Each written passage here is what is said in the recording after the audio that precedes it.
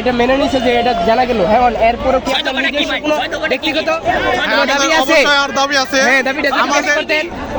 কইতাছি হ্যাঁ, দাবিটা পেশ করেন। বলেন আমার একটা দাবি হলো আমাদের পুরো বাংলাদেশের পলিটেকনিক সব প্রত্যেকটা পলিটেকনিক স্টুডেন্টকে সরকারি উদ্যোগে আইন শিখাতে হবে, আইন শিখাতে হবে আইন শিখাতে যাতে হবে। আমরা বিদেশে যাওয়া আমাদের প্রচেষ্টা আরো সহজ হয়ে যায়।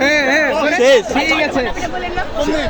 ছয় দফা ভাই, ছয়টা ভাই। বলবেন না? মন নাই ভাই, বিএনপির মেয়েরা যে এখানে উপস্থিত নিয়েছে তাদের বিষয়ে কি তাদের বিষয়ে কিছু বলেন। হ্যাঁ বলার আছে। কি বলেন? আমাদের সাথে যোগ দিয়েছেন, আপনাদের ভিতরে বর্তমানে যাদের সমস্যা আমাদের সাথে হচ্ছে তারা আপনারা চলে যেতে পারে। বলেন থাকবেন।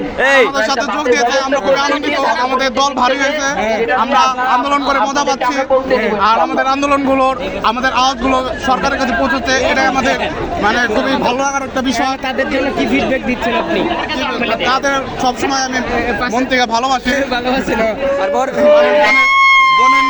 বোনের নজরে বইয়ের নজর মানে যাই হোক শেষ